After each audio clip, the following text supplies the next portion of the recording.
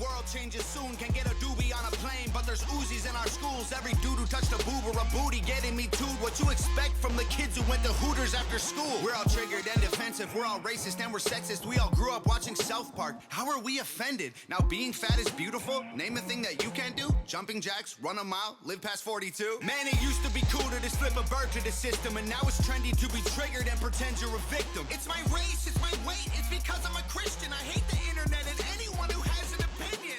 And everybody angry if you say. Welcome to the Red Pill Sports Entertainment Show. I am your host, Albert Apache, and as usual, brought to you by Open Source, Self-Defense, Fitness, and Grappling. Okay, guys, let's go ahead and get into the show. So today we're going to talk a bit about where you should be spending your time training if you're relatively new to jiu-jitsu. We're going to talk a bit about the Dallas Cowboys and Dak Prescott, the new contract. Kind of had a couple of days for it to set in, so we're going to talk a bit about that. We're also going to talk a bit about the Who's Number 1 card and Submission Underground card that is coming up. I believe that's the 26th and 28th of March. And then we're going to talk a little bit about Dana White and why he's complaining about something he really has nothing to complain about. And then we're going to talk about Israel Adesanya, and not directly Izzy, but a lot of Izzy's fanboys that are honestly being kind of crybabies, being snowflakes. Izzy's a big boy. I think he can handle the criticism. So without further ado, let's go ahead and get into the show. Oh, before that, guys, let me please remind you, please like, subscribe, hit the notification bell, comment down below if you disagree with me. I appreciate it, and thanks for listening. Let's go ahead and get into it. Okay, guys, let's go ahead and get into this first topic. So, as I had promised, we're going to get a little bit into, if you're still a beginner, if we're going to still kind of go into that topic, and, you're getting into training. And what are the places you should be training the most? Where or how should you be spending your time training? Now, this is kind of a tricky subject. And the reason why I say that is because, and I will continue to repeat this over and over and over again, is that while randomized learning, i.e. sparring, live rolls, are crucial. They're absolutely crucial to learning jiu-jitsu. Okay? And in all reality, their randomized training is crucial to learning any skill, right? I mean, they've done lots of studies, whether we're talking football, basketball, whether we're talking computer programming. You learn the most when you do randomized training. What that means is for instance, you're just kind of given a problem and you just kind of have to try and solve it on your own. And you tend to learn the most in the heat of battle, in that fire. In other words, you retain the most amount of information. Now, I know it's not going to feel that way, but that's the reality.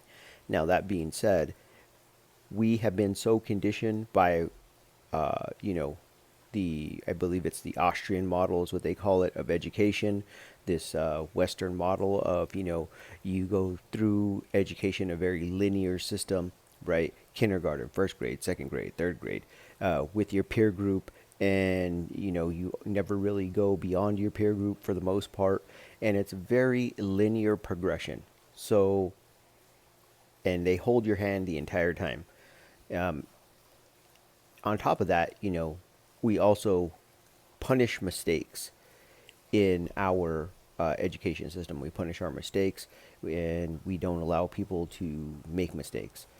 We label mistakes as failures. So all that being said, it's a tricky situation to say where you should start or where you should focus your time training, because, I believe that most people need a good linear base of jiu-jitsu in order to feel the confidence to really get out of randomized training what they should, and to move on to the randomized training and not have the randomized training crush your aspirations of learning jiu-jitsu. Okay? So take some of what I say with the understanding that I'm saying this, that with the understanding that you have trained and have gone through, maybe the first 3 months of jiu-jitsu, and you have some basic understandings, you have some jargon down, so that way when people say shrimp, hip, uh, oompa, whatever the case may be, grab a Kimura grip, put in frames, you understand what they're talking about. When they say check the hip, you understand what they're saying, and they don't have to slow down and, essentially explain every word and piece of jargon that they're using. So this is after that initial shock or that initial 2 to 3 month period of jiu-jitsu. So I probably am going to get roasted by any black belts or longtime professors that you know teach in a very traditional way, because most of the time what you hear is when people tell new students that they where they need to focus their time, most of them tell you to focus your time in the closed guard, in the very traditional closed guard, in the mecca of the jiu-jitsu uh, hierarchies of positions, the closed guard. They'll tell you to work your closed guard, work the fundamentals, work your closed guard. But there's a huge problem with that particular piece of advice. Like, yes, it's super important that you get your closed guard really, really good. That being said, the problem is as a newbie, you kind of have a hard time getting to your closed guard, right? Unless they start you out and you're doing specific training and they say, okay, guys, we're going to do specific training, get into your closed guard. As a noob, it's super hard to get, a 3 stripe white belt or above to just kind of be like, okay, yeah, I'm going to be in your closed guard, right? I mean, it's just really hard. Your opponent is educated at that point. They understand that, hey, they want to put me into the closed guard. They don't know a ton of stuff. And so, no, I'm not going to go to that position, and they're going to try and pass, right? So that's why, in my opinion, okay, in my opinion, really where you should be spending the most amount of your time training is in two positions, okay? First is in the mount, and then next is in side control, okay?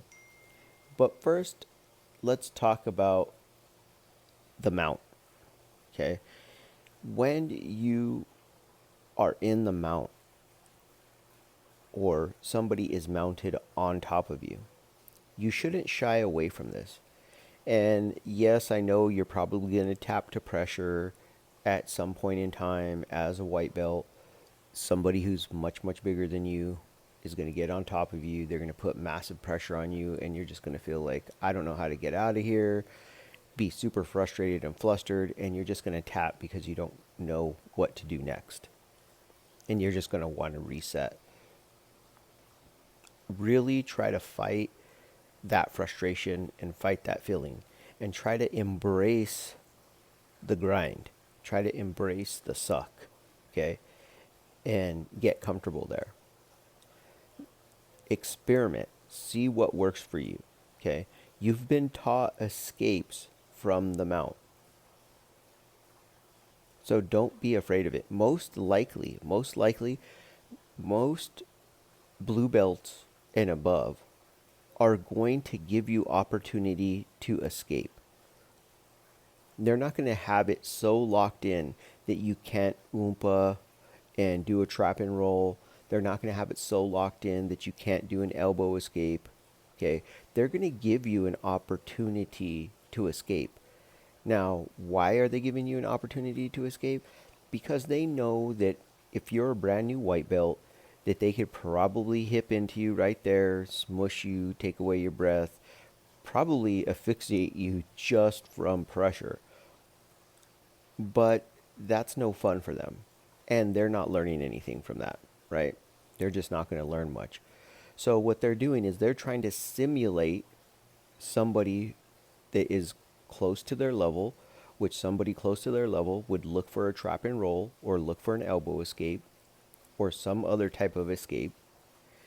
And then they're going to move and counter that escape, whatever escape is given or whatever escape is used. So most of the time, they're going to give you an avenue of escape. Okay. So your job is not to be afraid of the mount position when a higher ranking person makes it to mount. Your job is, okay, embrace the suck. Yes, this is heavy. Yes, this is uncomfortable. But now I have to attempt to escape. And you want to try every escape that you can think of. Okay. And when I say try it, I don't mean you go after it one time and then you give up, and then you go after a different one and then you give up. And now you're just out of options. I mean, you got to attempt it a couple of times and wholeheartedly. You know, the blue belt, let's say, if he's mounted on you and you go for a trap and roll, he's not just going to roll over like he does in drilling for you, right? He's going to put out his head. He's going to, kickstand as much as he can with his elbow. He might bring up his leg so that, he kickstand with his foot. And he's not going to give the trap and roll as easily. So what he's counting on you to do, okay, as a good partner, as a good sparring partner, because remember, we're sparring now. Now we're going with more force, with more gusto, right? He's expecting you to not just hip and then, okay, I'm going to roll over. He's expecting you to hip and drive till you come up on top. Okay? So ensure that you are actually trying to escape with some kind of purpose, right? You can't just expect that, during sparring, that the upper belt is just going to behave in the same way as they did during drilling.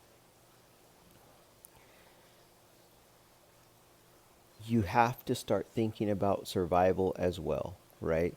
So you're not going to allow the hands on the inside. You're going to keep from getting cross collar choked, right? So all of these things, this is what you should be focused on when you're being mounted. First on survival and then on escape. Okay? Now, again, like we said all of last month, guys, this is all predicated on the fact that you're actually coming to class. Do not sit here and tell me, yo, I do all that, but I'm not, and blase blah, or tell your coach. And then coach is like, well, hey, yeah, maybe you do all that. That was a month ago. You haven't been in class for a month. That's why you're not getting better, right? So you got to show up, guys. So that's from the mounted position. Now the next position is side control. And this should be pretty quick, right? At some point in time, you're going to get really, really good at escaping mount. And so what's going to happen is as you become more difficult for your peer group, okay, which is white belts and lower blue belts, to control the mount effectively, and you're starting to escape, sooner or later, they're going to start going to side control instead. Okay? Now, side control is very, very important that you learn how to defend from side control, because by far you will spend a ton of time in side control, whether we're talking about being an MMA fighter or we're talking about just doing jiu-jitsu. Side control is one of the most common positions there is in jiu-jitsu. Okay?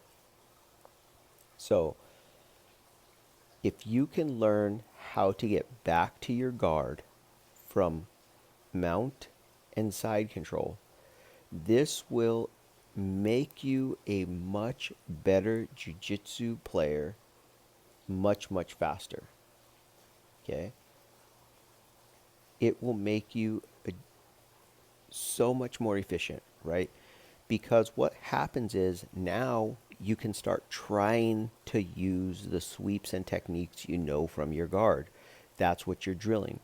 So do not shy away from, do not be scared of side control and mount. Okay.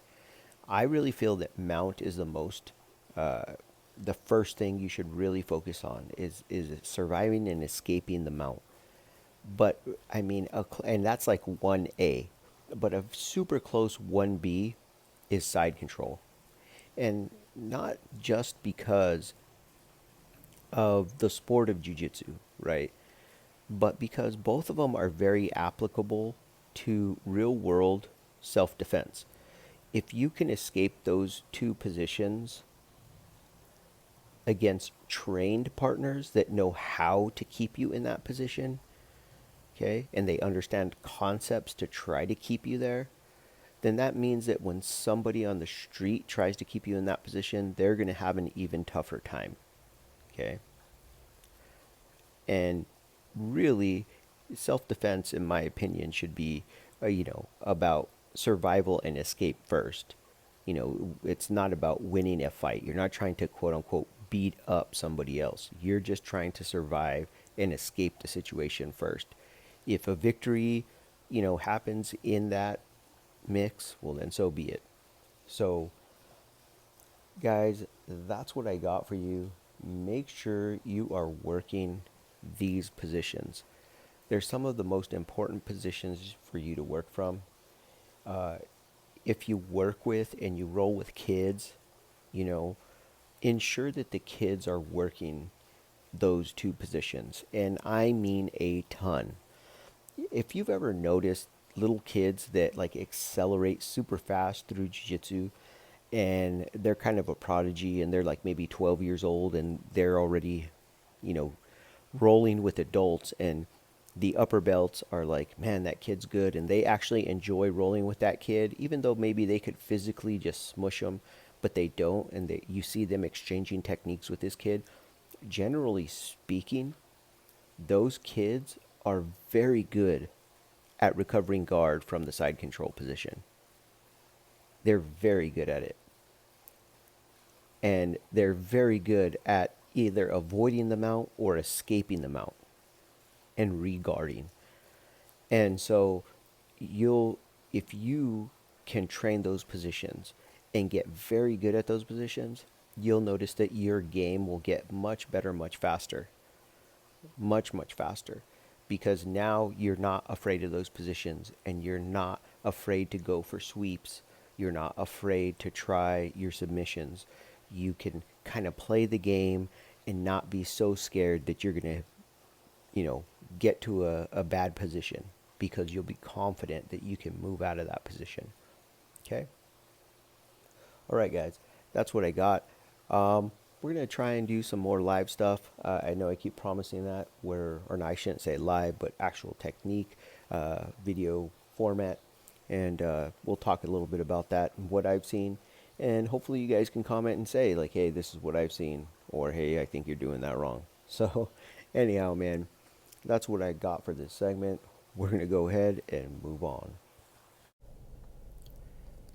Okay, what is up, guys? Let's go ahead and get into this topic.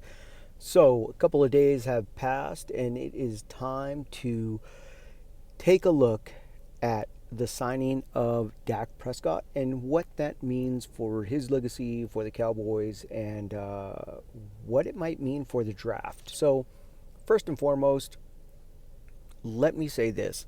I made a couple of comments on some different posts throughout the last couple of days, and particularly that, Dak was overpaid and that JJ gave up all of his leverage, that the Cowboys had all of the leverage going into the negotiations, and that essentially JJ gave up all of the leverage. And so when I made these comments, I had a few people, comment back at me and basically tell me that I had no idea what I was talking about, and I made some other disparaging remarks, and you're not an expert. But they didn't go into or expound on why they felt Dak had the leverage, and this was a good signing by Jerry Jones and the Dallas Cowboys. So I asked, politely, I asked everybody who had commented if they could please expound and explain their position. Of course, none of them did, but that led me to think that I should go ahead and put together something that explains my position on why I think that Dak Prescott was essentially overpaid and that this was a bad deal for the Dallas Cowboys. So, first and foremost, let's take a look at the fact of what quarterbacks that Dak Prescott is going to be getting paid more than, right? We're going to look at what we would think are the top quarterbacks in the league, and we're going to start off with Russell Wilson. Okay, what is unique about Russell Wilson, okay, is not only that he is a great quarterback, but he also has a Super Bowl win as well as a Super Bowl appearance. So he's been to the Super Bowl twice. Okay, that is significant. I don't think there's too many people that are football fans that would argue that Dak Prescott, in his current form, if you took his current record, his current performances, would say that Dak Prescott is better than Russell Wilson. Does he possibly have more upside? There's a possibility, right? There's a possibility he ends up being better than Russell Wilson when it's all said and done. Next, Aaron Rodgers. Okay, Aaron Rodgers is, as much as I hate to say it, is an outstanding quarterback. He's very, very good. And, the thing about Aaron Rodgers is, again, he's also won a Super Bowl. He's a Super Bowl winning quarterback. It's hard to argue that Dak is a better quarterback than Aaron Rodgers. Next, Patrick Mahomes. I mean, it's Patrick Mahomes. He started electrifying the league the minute he started starting for the Kansas City Chiefs. That's just the reality of the situation. So you have Patrick Mahomes, Super Bowl winning quarterback. He's been to 2 Super Bowls in the last 3 years, and he's been starting now for 3 years. So that's a pretty good record. And then, of course, that brings us to the GOAT, Tom Brady. Enough said. The reality is here, guys, is that the top 4 quarterbacks in the league, these quarterbacks are, I think, beyond question, better than Dak Prescott. There's another subset tier of quarterbacks that you can maybe start to nitpick here and there, but due to Super Bowl victories, right, these guys have much better resumes, and in a snapshot, this very snapshot of time, they are better quarterbacks than Dak. Going into next season, you would project that these quarterbacks will have a better year and performance than Dak Prescott. Now, why or how does this relate to the Cowboys overpaid, or the expectations of Dak have now become astronomical? And here is the thing. Dak Prescott has taken pay that has put him the number 2 paid quarterback in the league. He essentially has said that he is amongst these elite quarterbacks. Now, let's think about what that means. That means that, given all things being equal, that you could interchange Dak with any of those quarterbacks and get similar results. Okay, similar, not exactly the same. Do we believe that? Do we believe that if Dak Prescott went to the Seattle Seahawks are still a power in the West, in the NFC? What about Green Bay? Kansas City, Tampa Bay. See, my thing is I don't think that that's true. However, the reverse can be said. I think if you take any four of those quarterbacks and you put them in the Dallas Cowboys huddle with the weapons that the Cowboys have, the Cowboys are instantly a playoff team. And by far the best team in the NFC East.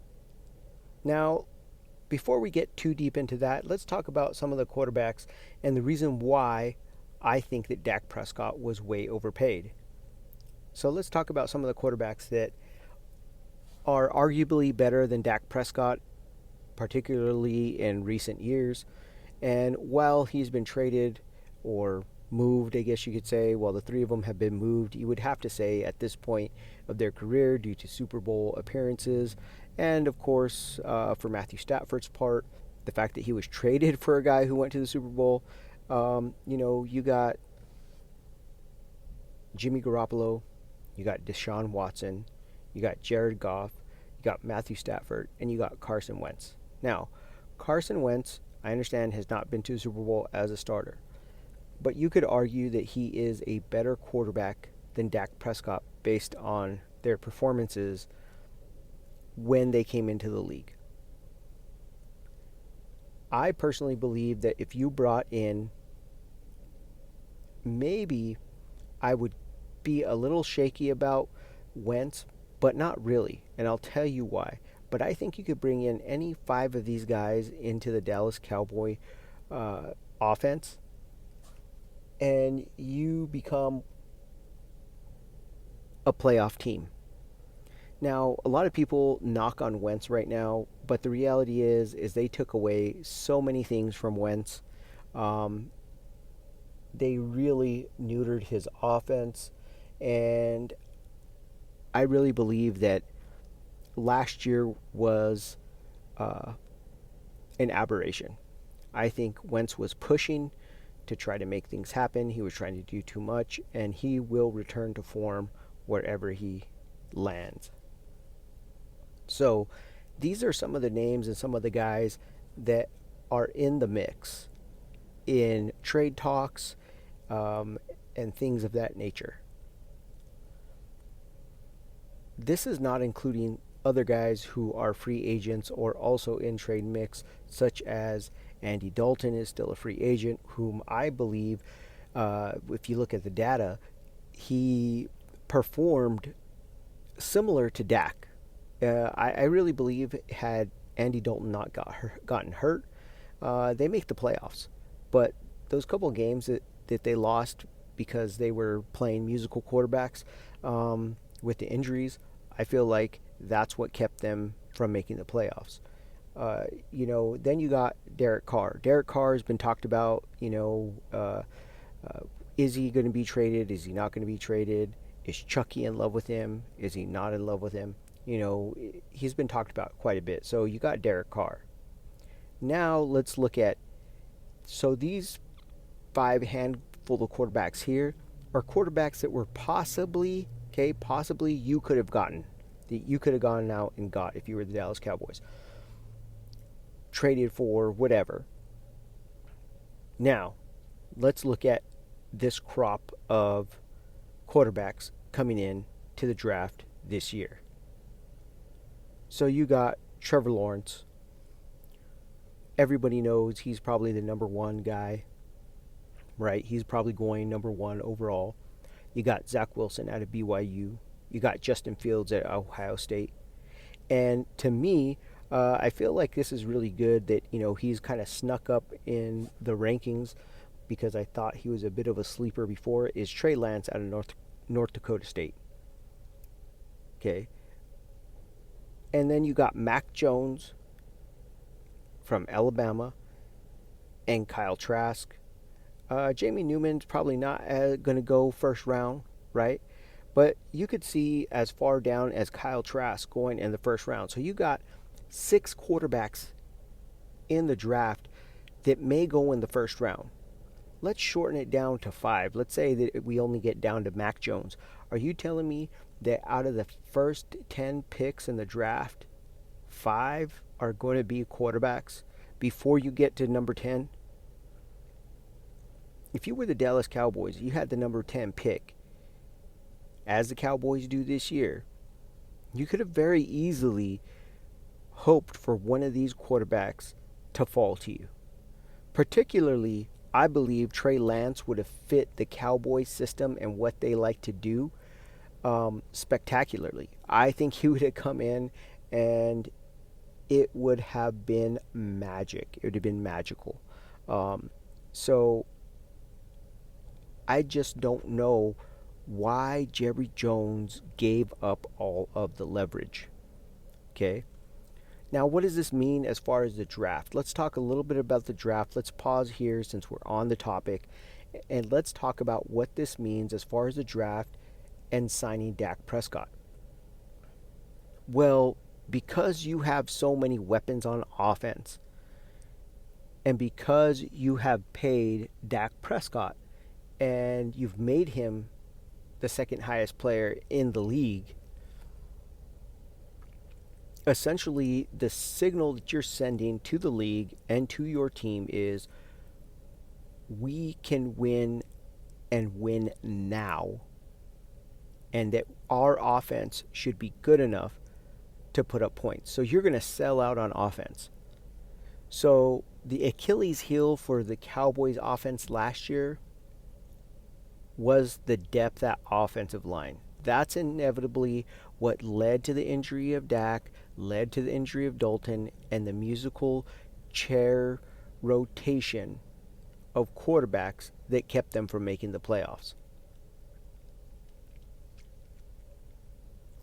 So, while I agree with a lot of the analysts that the Cowboys' needs are cornerback first and then maybe defensive back, and that they should really stick to drafting on defense, if you're going to win with the squad you have, the time to strike is now, which means rather than drafting on defense, Dallas Cowboys are going to have to use that number 10 pick on some type of offensive lineman. They're going to need to shore up the offensive line, either that interior of the offensive line or the outside of the offensive line, maybe another tight end.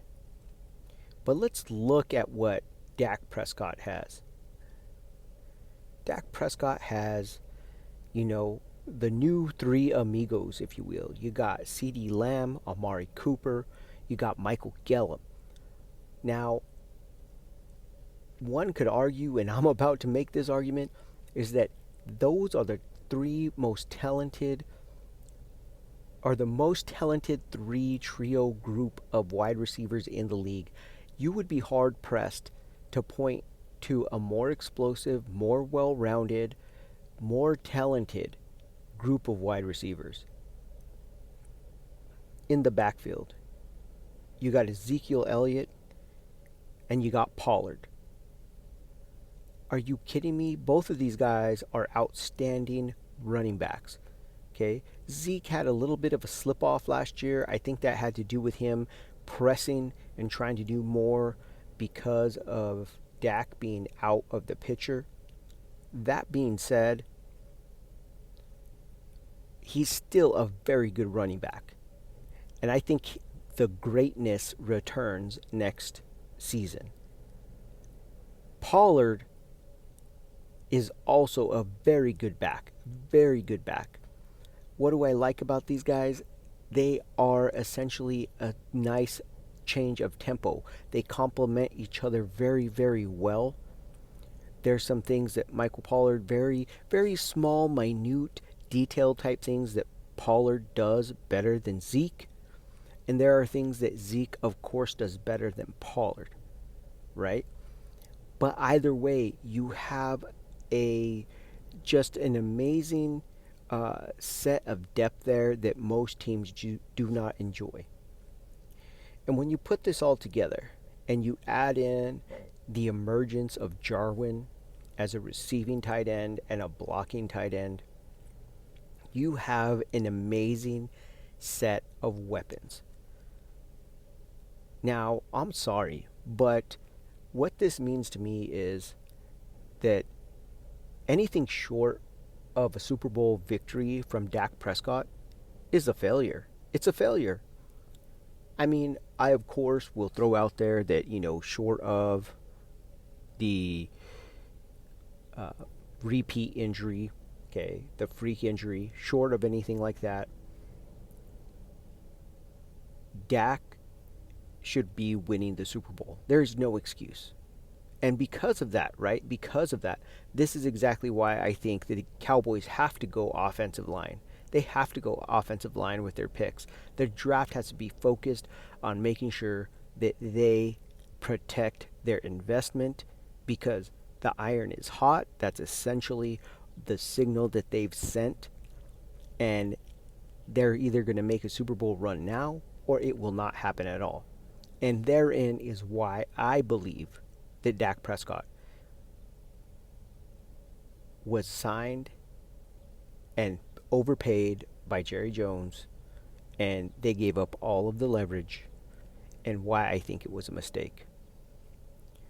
Because I don't think anybody believes that Dak Prescott is leading this Dallas Cowboy team as it's constructed with a questionable defense. And if they do not shore up the offensive line in particular, Dak Prescott is not leading this Dallas Cowboy team to a Super Bowl in the next season or the year after. I don't think anybody would say that. I don't think they're the favorite. I don't think anybody believes that they're the favorite. I mean, they're maybe middle of the pack. Honestly, we need to be thanking the Eagles for getting rid of Wentz. Washington Redskins for being dysfunctional. Because we have become the best team in the league just by signing Dak Prescott. And honestly, it wouldn't have mattered which quarterback we put back there so long as we put an able-bodied quarterback back there. I mean, we could have re-signed Andy Dalton, and we would have still been the best team in the NFC East. Had we traded, somehow found a way to get Russell Wilson to Dallas, by far, by head and shoulders, we would have been the best team in the NFC East. So, getting to the playoffs, I mean, if we miss the playoffs, you can't call the signing of Dak Prescott anything but a huge, giant mistake, a bust, a total, complete failure. Because the reality is that as our teams are constructed right now, the Dallas Cowboys are by far the most talented team, particularly offensively. And those quarterbacks that I mentioned at the beginning, that Dak wants to put himself, that he has put himself into their league, and he wants that pressure and that responsibility. Those quarterbacks, the Bradys, the Mahomes, Wilson, Rodgers, you give the weapons that Dak has to those quarterbacks, and it doesn't matter how pedestrian your defense is. Those quarterbacks put up so many points that it actually makes your defense appear to be better. Because it makes the other offense one-dimensional. It makes them have to play catch-up. All right, man, so that's what I got, guys, on that topic. I hope I explained why I feel that Dak Prescott was, overpaid, why I felt that Jerry had the leverage. I mean, you factor in the fact that, of course, he's coming off of a huge injury. I mean, there's just so many opportunities out there as far as quarterback goes, especially the way that, the new offensive rules are that really help you out if you decide to go with a younger quarterback and bring in a rookie quarterback. All the new RPO schemes that it allows you to run because the quarterback is so protected even when he is a runner.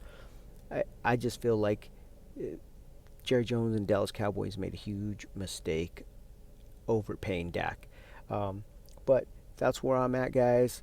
Hopefully, I did a good job, and you know what? That's what I got. So let's go ahead and move on to the next topic. Okay, guys, let's go ahead and get into this next topic. Okay, so coming up on Flow Grappling, the next Who's Number One, which will feature Gordon Ryan and Wagner Rocha, or Rocha, depending on how you want to pronounce it.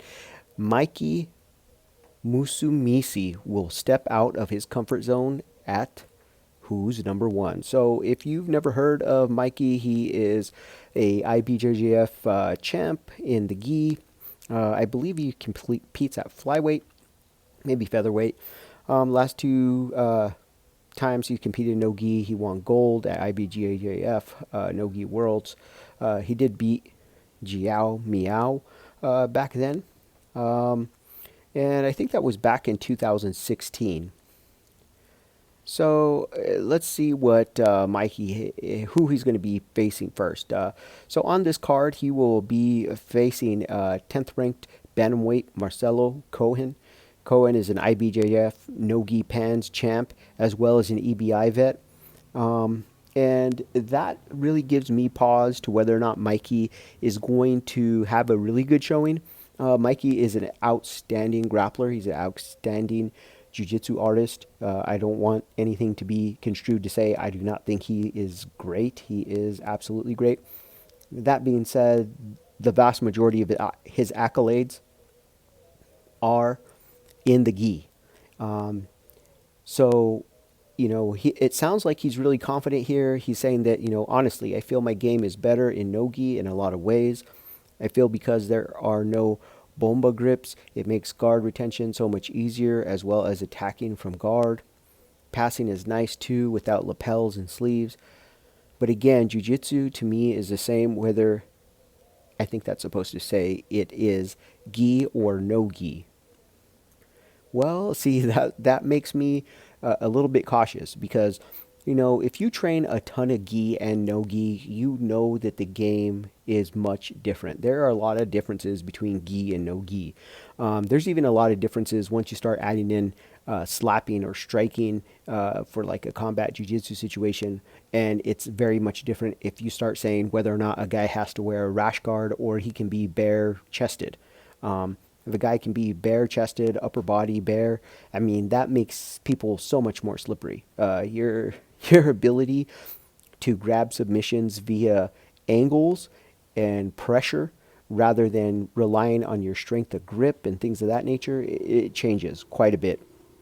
I focused on one the last few years, but to me, they are the same. Just some body and grip alterations in each. I feel to me to have the best jiu-jitsu possible, I have to be able to make my game efficient in both, so I love it. So I really like that attitude that, you know, he does recognize that he has to, you know, be well-rounded in today's jiu-jitsu world. Seems like a lot of people have lost kind of sight of that, and they seem to fall in one camp or the other camp. Now, here's another alarming thing about making his comeback is that it seems that he's been without a team for over a year now, and he says he's been doing the majority of his training with his sister in his garage. So right now I have only been training in my garage in Las Vegas. For that reason, I am fighting as Boop's Garage BJJ for this match. But I am also getting to travel now to Philly this Friday, so I'll be training with my students Nick Salas and Danny Maria for this match. And he goes on to say, I'm actually really excited. What makes me have fun now in jiu-jitsu is stepping out of my comfort zone and my normal challenges. So this is super exciting for me. The only thing that sucks is I'm making significant improvements in the gi at the moment with collar and sleeve things. So balancing training in the gi with no gi is always an interesting setup. So as much as I love Mikey, I am a little bit concerned about how he's going to perform. Given, you know, he's splitting his time between gi and no gi as he gets ready for somebody who is an EBI vet and most likely is focusing on their no gi tactics and skills. So I'm a little bit worried about that. Also, on Flow Grappling coming up, we got Nick Rodriguez will be featured against Yuri Simoes. They're going to meet, of course, on that same undercard. Now, if you're not familiar with these guys, Nicky Rod is, out of the Danaher Death Squad, and he's kind of known as, the black belt hunter. He was a blue belt at ADCCs a couple years back now, and he did very, very well. And how do you say? I mean, he did it through wrestling. He was very aggressive with his wrestling. And he took guys down, and then he just had a lot of pressure. Sometimes he passed, sometimes he didn't, but he did an outstanding job and really exposed a lot of what's missing in jiu-jitsu, and particularly in the no-gi game, which is the aggressive part of the game, which is takedowns and playing from top. Now, the thing about Yuri, one of the reasons why this is going to be an interesting match is that he is also known for being a very strong wrestler in his own right.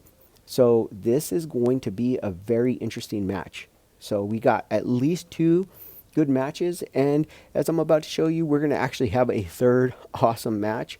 Of course, I've talked about it already, about the headliners, and it's Gordon versus Wagner. This should be a super fun match. Now, I know Wagner's a bit older.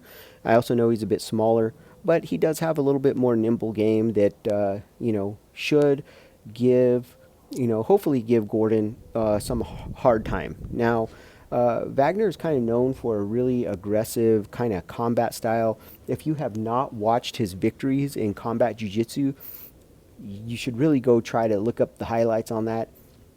They are aplenty on YouTube. This guy is super aggressive. I think combat jiu-jitsu, it was like tailor-made for him. Super good. And, I really feel for Gordon here. According to Gordon, he's saying that he's trying to find fights, but that people of his size just don't want to match up with him.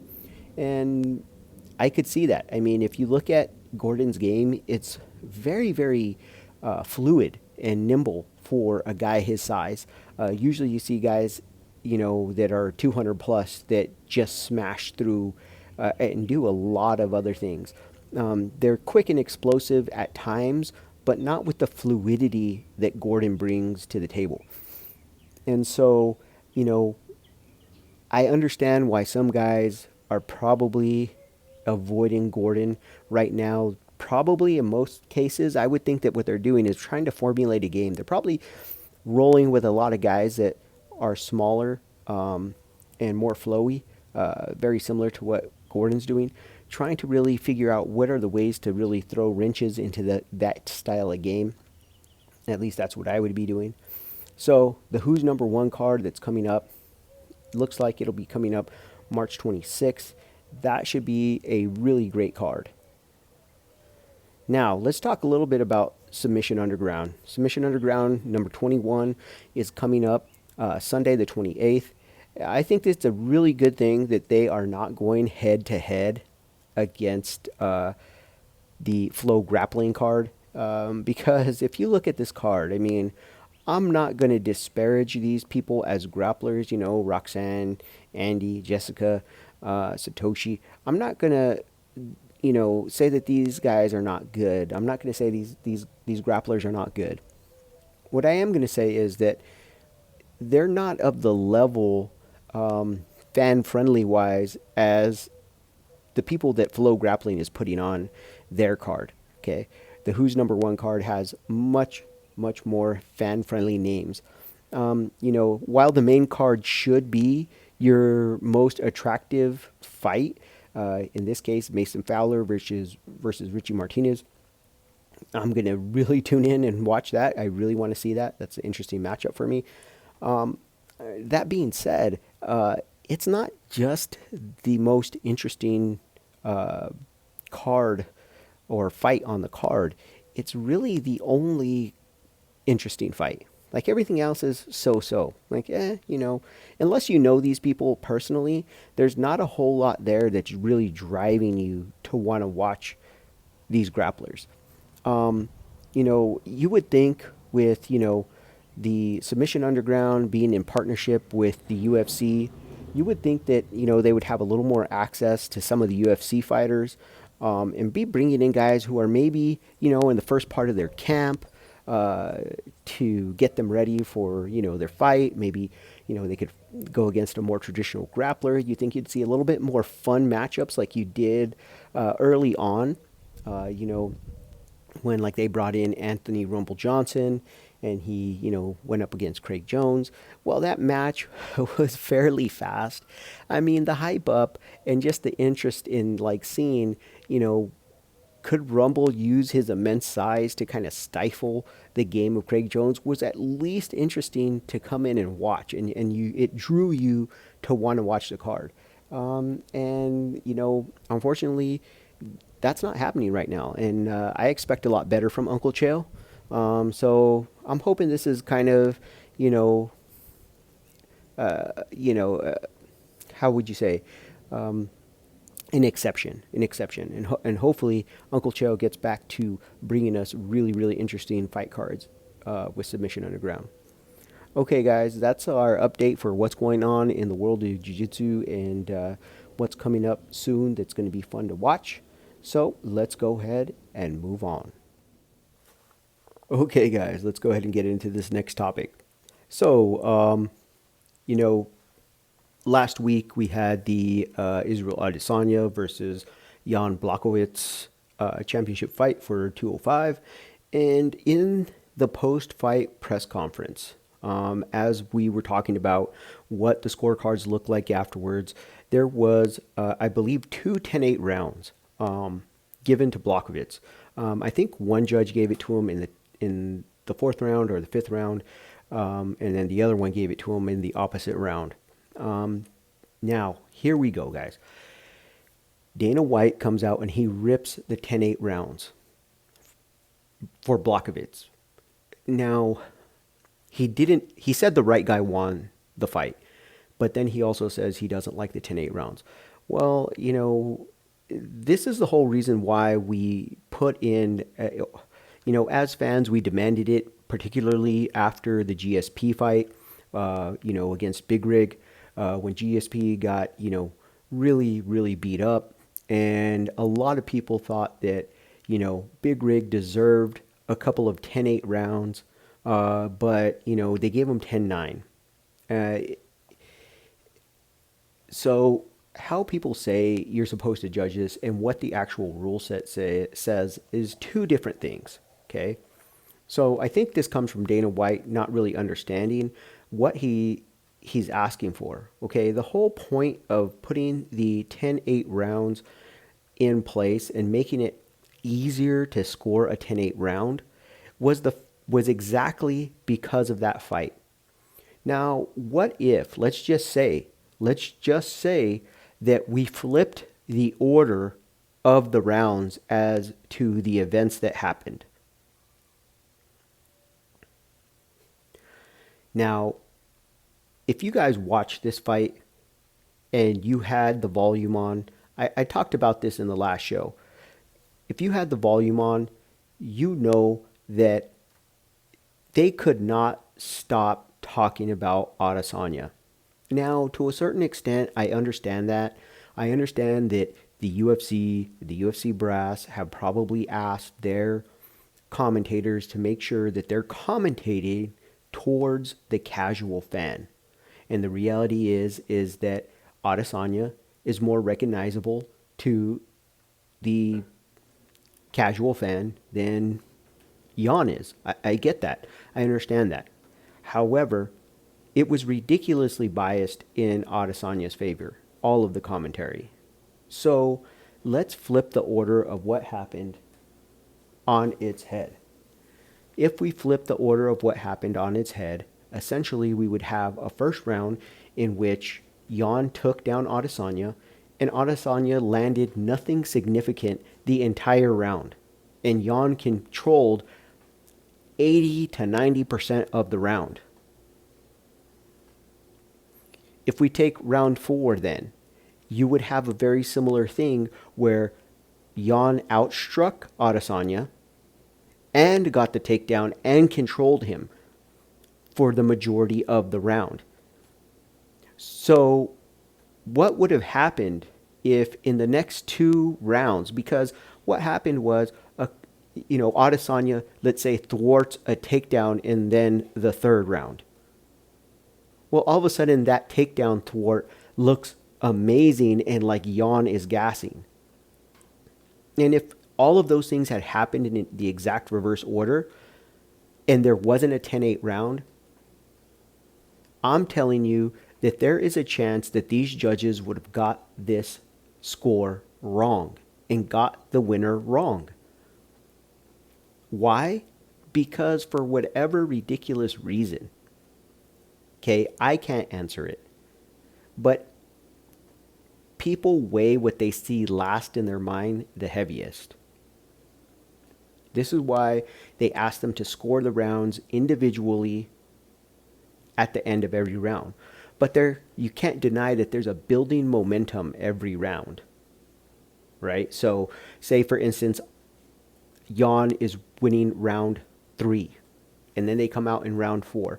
There's already a bias in the judge's mind, just human-wise, okay? Not that the judges score this way on purpose, but from the extent of a human, they are already biased towards the person they had winning at the end of the last round.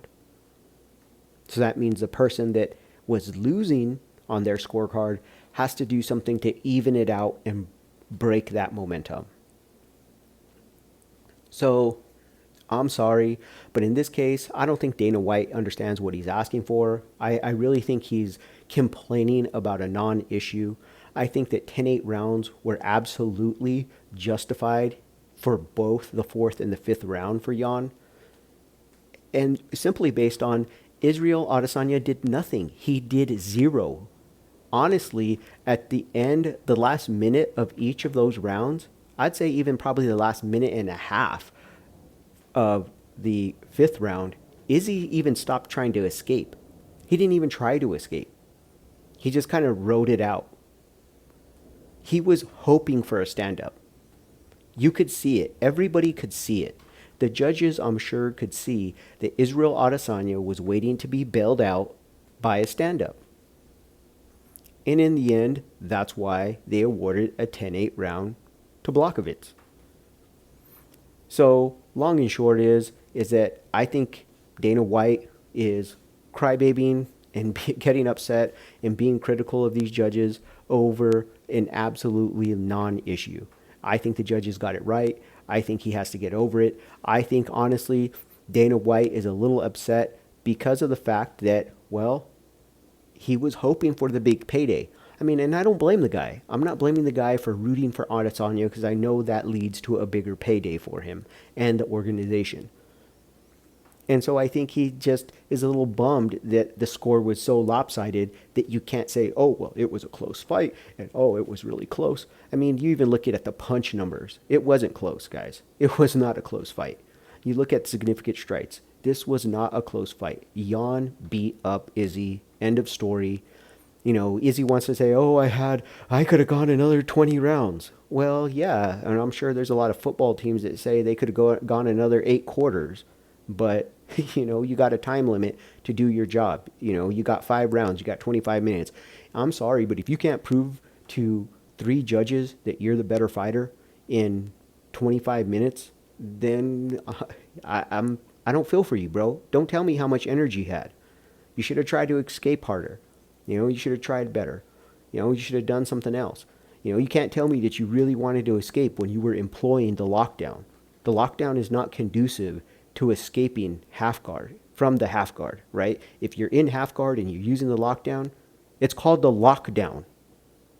So, I think that, long and short, 10-8 rounds were justified and Dana is off base here. All right, man. So speaking of Adesanya, let's go ahead and move on.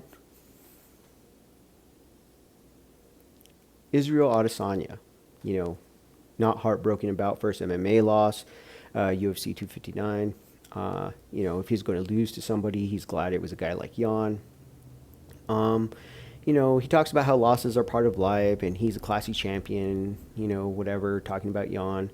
And, you know, John Jones did say, Adesanya is not even worth his time. And of course, there's been huge, back and forths about that with different people, commenting about who would have been better. And, oh, well, he did better against Jan, who beat up Dominic Reyes. Therefore, Dominic Reyes beat up John Jones. And they're trying to do that stupid MMA math thing that we showed during the Dustin and Connor breakdowns was kind of nonsense, right? And then it proved out to be nonsense.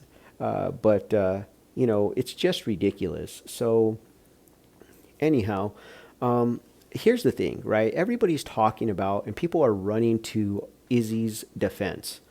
And let me start by saying that I thoroughly enjoy watching Izzy fight. I thoroughly enjoy watching him fight. I think he is a great fighter. I think he's super entertaining, super talented. I do believe he is one of the most technical fighters on the roster for the UFC, one of the most technical strikers anyway. All of that being said, I really, very much like with Ronda, okay, when you go out and you talk the mad amount of shit that you talked being Israel Adesanya, and you get beat up for 25 minutes,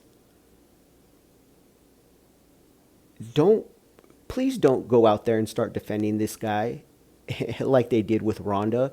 There were so many people that went running to Ronda's defense when she got head kicked by Holly Holm, and everybody sat there and tried to defend her after she was, let's just be real about it, she was a bitch. She was a bitch to a lot of people. She was extremely rude. Now, you could say it's the throes of competition, things of that nature, but she talked about her competition horribly. For instance, Miesha Tate. She talked horribly about Miesha Tate. Even after and before, she had horrible things to say about Miesha Tate. She had disparaging things, dismissive things to say about Holly Holm. And I watched Holly Holm come up because I am from Albuquerque. I remember when she was a boxer, okay? So I watched her career progress. She had been that same fighter. I remember when they first asked Ronda about her, she had no idea who Holly was. But she turns around and she tries to sell it later on how she's had her eye on, Holly since she first started fighting MMA. What a bunch of baloney. Just a bunch of malarkey. I mean, she was so full of it. And what bothered me the most was the people who were running to her defense, trying to pretend like Ronda had been this upstanding person and why is everybody roasting her? That's what bothered me. Not so much that Ronda lost. I really didn't care to throw salt in the wound. I'm just saying, hey, let her take her licks. She's a big girl. Let her pull up her big girl panties and take it. Because, she talked the smack. She talked the smack. Well, likewise, Izzy ran his mouth. He ran his mouth about the fighters in the UFC. He ran his mouth about 205. He ran his mouth about John Jones. And let's just be real. What we saw seemed to illustrate that if John Jones was able to get him to the mat, he would have been destroyed. Now, styles make fights. Styles make fights. And what we saw was that Izzy's style would not match up well with John Jones' style. Why? Because these two fought a fight that was similar to a John Jones fight. That's how John wants to fight a fight. That long range, poking, prodding, and then close up in the clinch game and throwing nasty, dirty elbows and getting trips in, getting to the ground, doing some ground and pound. That's John Jones' A game. And if you're telling me Izzy is too scared at 205 to commit Because the few times he did commit to come in, that's when Jan timed it and took him down. And like I said in my breakdown after the fight, it looked like Izzy, maybe subconsciously, he said he wasn't looking to knock Jan out, and maybe that's true. But subconsciously, I think he was trying to knock Jan out because you could see him loading up on his punches, and it was taking away that speed advantage that he generally has, that quickness advantage. It was taking just that half a second off of his strike. So, come on, Izzy fans. Izzy's a big boy. He can pull up his big boy undies and he can take it. He knew that he was going to get roasted if he lost. He knew it. He can take it. So you don't have to be all butthurt for him, okay? And that's for the commentators too. Like some of these commentators that want to all of a sudden make it sound like Izzy is some kind of walking on water, above criticism kind of person, okay? He has not carried himself the way, like for instance, let's say Khabib has. Khabib talked very little smack. Very little. He talks very little smack. So when if Khabib were to fight and lose to somebody, like let's say fought Justin Gaethje, and he were to have lost that fight, right? People wouldn't really roast Khabib because Khabib's always been relatively respectful to every fighter, as respectful as you can be without being a wiener, right? So now on the other hand, Izzy, not so much, makes kind of backhanded comments towards people. He's a little uppity. Talks about how good he is at this, how good he is at that, how much better he is than the field, yada, yada, yada, yada. I mean, it is what it is. It's kind of like Gordon Ryan. If Gordon Ryan gets into this match against Wagner Horshaw and Wagner catches him in a leg lock, do we all really think that people are not going to come out and roast the Danaher Death Squad and Gordon Ryan? Of course not. Because King Ryan has talked the smack. So since he's talked the smack and he's done all that stuff, now he has to pay the price when he loses. And Gordon Ryan is not a snowflake. He understands that. That's part of what he's counting on to get people to sign on the dotted line. He knows that you want to see him lose. He knows that people want to beat him, so he's trying to get paid. So I don't fault Izzy for running smack. I have no problem with that. I have a problem with all the snowflake fans of his that are running around, including some of the commentators that are like, "Oh well, you shouldn't be so tough on Izzy. He was nothing but respectful for Jan. He had nothing but good things to say at the press conference. Oh, blah blah blah blah blah. Blah. Oh, why would you roast him after he's so respectful? Yeah, he's respectful after he got his ass handed to him. My goodness. Of course, everybody's respectful after they get their ass handed to them. Shit, even I shake the hand of the guy that submits me in a competition. Duh. The dude just submitted me. What else am I going to do? It's kind of ridiculous. But anyhow, man, that's what I got, guys. That's going to wrap up the show for this segment and for this edition. Remember, guys, please like, subscribe, comment, whether you agree or disagree. Hit the notification bell if you please. Really helps out, guys. I try to get to everybody. So thank you guys for listening, and I hope you enjoyed it. Enjoy the rest of your day. Remember, be practical, be purposeful, get fit with a purpose. There's Uzis in our schools. Every dude who touched a boob or a booty getting me too. What you expect from the kids who went to Hooters after school? We're all triggered and defensive. We're all racist and we're sexist. We all grew up watching South Park. How are we offended? Now being fat is beautiful. Name a thing that you can't do. Jumping jacks, run a mile, live past 42. Man, it used to be cool to just flip a bird to the system, and now it's trendy to be triggered and pretend you're a victim. It's my race, it's my weight, it's because I'm a Christian. I hate the internet and anyone who has an opinion. And everybody angry if you say white. Okay, fine. Pass me the brush and I'll paint my face to the shades right. Let's talk about abortion. Sorry, tell me how this works. Bacteria is life on Mars, but a heartbeat isn't life on Earth? Weird. Y'all so stupid. Why are y'all so stupid?